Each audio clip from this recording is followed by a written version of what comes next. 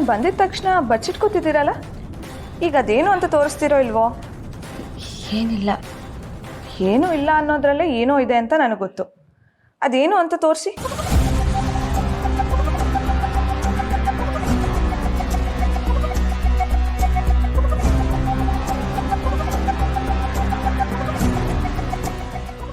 ಇದು ದೇವ್ರಿಗೆ ಅಂತ ಹರಕೆ ಕಟ್ತಾ ಇದ್ದೆ.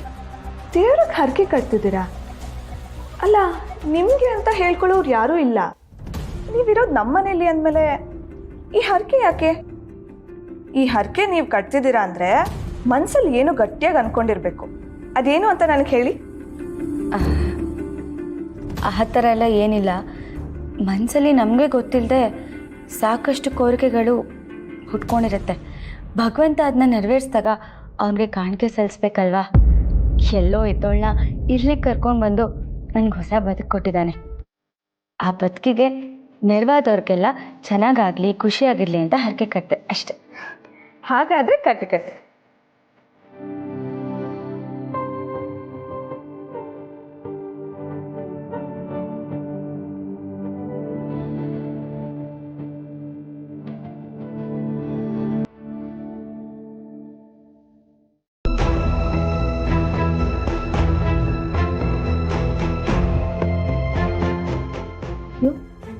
ಏನಾಯ್ತು ತನೋರೆ?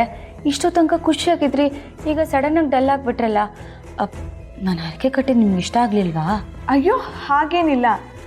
ಇತ್ತೀಚೆಗೆ ಅತ್ತೆ ಮಾವ ಯಾಕೋ ಡಲ್ಲಾಗಿದ್ದಾರೆ. ಅದೇನು ಅಂತ ಹೋಗಿ ಕೇಳೋಣ ಅಂತ ಯೋಚನೆ ಮಾಡ್ತಿದ್ದೆ ಅಷ್ಟೆ.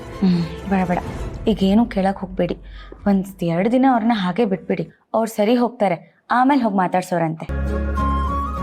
ಆದರೂ ಅವ್ರು ಹೀಗಿರೋದನ್ನ ನೋಡ್ತಿದ್ರೆ ಎಂಗೇಜ್ಮೆಂಟ್ ನಡೆಯುತ್ತೋ ಇಲ್ವೋ ಅನ್ನೋ ಅನುಮಾನ ಬರ್ತಿದೆ.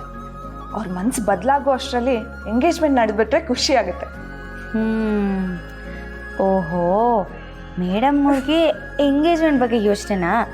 ಏನು ಯೋಚನೆ ಮಾಡಬೇಡಿ, ಖಂಡಿತ ನಿಮ್ಮ ಎಂಗೇಜ್ಮೆಂಟ್ ನಡೆಯುತ್ತೆ. ಆದರೂ ಈ ಎಂಗೇಜ್ಮೆಂಟ್ ಎಲ್ಲ ಯಾರು ಕಂಡಿಡಿದ್ರೋ? ಡೈರೆಕ್ಟ್ ಮದುವೆನೇ ಮಾಡಿಬಿಟ್ಟಿದ್ರೆ ಚೆನ್ನಾಗಿರ್ತಿತ್ತಲ್ವಾ? ಹೌದಲ್ವಾ? ಹಾಗಾದ್ರೆ ಒಂದು ಕೆಲಸ ಮಾಡೋಣ, ನಿಮಗೆ ಫಸ್ಟ್ ಮದುವೆ ಮಾಡಬೇಡ, ಆಮೇಲೆ ಎಂಗೇಜ್ಮೆಂಟ್ ಮಾಡಿದ್ರಾಯ್ತು. ನಿಮ್ದು ಯಾವಾಗಲೂ ತಮಾಷೆನೆ. ನೀವು ಈ ಥರ ಖುಷಿಯಾಗಿರೋದನ್ನ ನೋಡೋಕ್ಕೆ ಚಂದ, ಅದಕ್ಕೆ ಯಾವಾಗಲೂ ನಿಮ್ಮನ್ನ ರೇಗಿಸೋದು ನಾನು. ನೀವು ಅಷ್ಟೇ, ಇವತ್ತು ತುಂಬ ಖುಷಿಯಾಗಿ ಕಾಣ್ತಿದ್ದೀರಾ. ಯಾವಾಗಲೂ ಹೀಗೆ ಇರಿ.